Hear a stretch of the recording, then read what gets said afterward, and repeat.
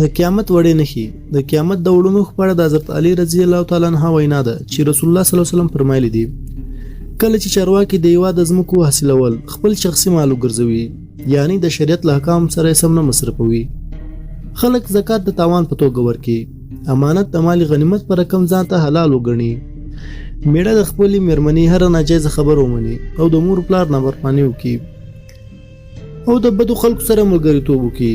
د دین علم د دنیا د ګټې لپاره زده کړی شي. په هر قوم کې داسې خلک سرداران شي چې په دې کې د ټولو نه زیات کم اصله، بد اخلاقه او مطلب پرست دي. انتظامات نااهله کسانو ته وروسپارل شي. د خدای د نافرمانو عزت خالي د دې د ویرې له امله وشي. شراب څښل عام شي، ګډا غزلې او د موسیقي وسایل به عام شي، زناکاري ډیره شي، د تیر سوي امت د خلکو په خوا لعنت ووایي. رسول الله صلی الله علیه وسلم فرمایل: ای علي، کله چې دا ټوله کارونه پیل شي نو په هغه وخت کې د سور طوفان او د عذاب د نورو نښو انتظار وکړئ. الهي عذاب لکه د ځمکې ډوبېدل، د اسمانه د تیږو باران، د شکلونو بدلون او د دونه پرته به نورې نښانې دا رقم به پرله پسې څرګندې شي، لکه څنګه چې د تسبو تار وشکېږي او د یوې دانې وروسته نورې دانې ولویږي.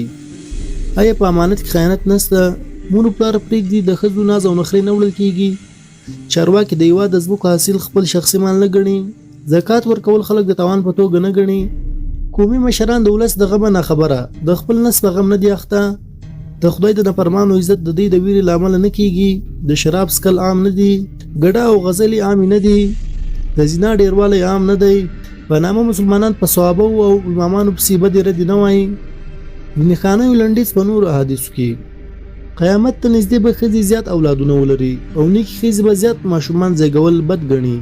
د دین د علم نه خلاص او نوي شتمن خلک به حاکمیت پیل کړي. تعلقان په مابینځ کې به لواطت عام شي، په مسجدونو یعنی جماعتونو کې به ساتیری کېږي، د ملاقات په وخت کې به د سلام په ځای باندې کنځلې او بدې ردي، د شریعت علم به کم وي، دروغ ول به یو هنر وي، د زړونو نه به صداقت او باور پورته شي، فاسقه خلک به د خلکو د خطا ایستلو او د خپلو ګناهونو د پټولو لپاره علم زده کړي، شرم و حیا به په ختمېدو وي، دا رقم به د څلور خواونه کافران په مسلمانانو باندې رامات شي. د حضرت ثوبان رضی الله تعالی عنه نه روایت ده چې رسول الله صلی الله علیه وسلم فرمایل: یو داسې زمانه به راشي چې پکې کفار به یو بل ته د اسلامي هېوادو د فتح کولو لپاره داسې بلنه ورکوي لکه څنګه چې په دسترخوان باندې د خوړلو لپاره یو بل ته بلنه ورکوي.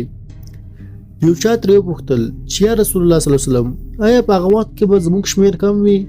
رسول الله صلی الله علیه وسلم وفرمایل: نه، بلکې تاسو په هغه وخت کې ډیر یې او په بنیاد به لکه د روان اوبو مخته د لرګیو خاشه، ستاسو رب او دبدبه به د دښمنانو له زړه ووځي او ستاسو په زړه کې به سستي ولویږي. صحابه د رسول الله صلی الله علیه وسلم نه پوښتنه وکړه چې سستی څه ته وایي؟ رسول الله صلی الله علیه وسلم وفرمایل: تاسو به دنیا ملګری کوي او د دنیا په مینې کې به تاسو د مرګ نه یریږئ. دا حدیث ابو داود، امام احمد او بقی په دلائل النبوت کې را روایت کړي. ظلم به دومره زیات شي چې پناه اخیستل به ستونزمن شي، ناحقه مذهبونه او غلط حدیثونه به وده وکړي. کله چې د جهاد له لارې د مړینې ویره او د دنیا سره د مینې نښې په مسلمانانو کې عام شي، نو عیسایان به په ډیرو هیوادو باندې قبضه وکړي. د سادات مرګ بیا به یو ډیر وخت وروسته د عربستان او شام په یو هیواد کې د ابو سفیان له اولادې څخه یو کس پیدا شي چې سیدان به وژني، په سوریه کې به د هغه کومنده رواني، په عین حال کې به د روم باچا د عیسایانو له یوې فرقې سره جګړه او د بلې فرقې سره به سوله وکړي. جنګیالي فرقه به قسطنطنیه ونیسي، بچای روم به خلافت پرېږدي او شام هیواد ته به راشي. د عیسایانو د دویمې فرقې په مرسته به اسلامي پوځ یو خونړۍ جګړه پیل کړي او د مخالفه فرقې نه به بیرته جګړه وګټي. د دښمن د ماتېدو وروسته به د فرقهدارانو څخه یو ووایي: نن صلیب غالب شوی او د هغې په برکت بریا ښکاره شوه. د دې خبرې په اورېدو سره د اسلامي لښکر یو زړور ځوان به هغه ووایي او وبې ډبوي او وبه وایي چې نن دین او اسلام غالب شو او د اسلام په برکت سره فتح نصیب شوه. بیا به مسلمانان او دغه عیسویان دواړه خپل خپل قومونه د مرستې لپاره راوغواړي چې له دې امله به د مسلمانانو او عیسایانو ترمنځ کورنۍ جګړه رامنځته شي او په دغه جګړې کې به د مسلمانانو باچا شهید سي. عیسایان به د مسلمانانو هیواد اشغال کړي او دغه دواړه عیسائی قومو په مابینځ کې به سوله وسي. پاتې مسلمانان به د مدینې خواته روان سي.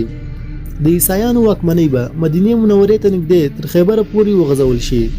هغه وخت کې به مسلمانان په دې فکر کې چې حضرت امام مهدي علیه السلام ولټوي ترڅو د دې کړاوونو څخه خلاصون ومومي.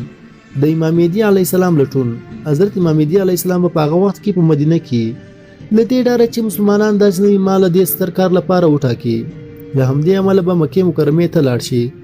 د هغه زمانې اولیاء او ابدالیان به د حضرت امام مهدي علیه السلام په لټه کې وي چې ترڅو هغه خپل امیر کی او د عیسایانو په خلاف جهاد وکړي او اسلام غالب کړي.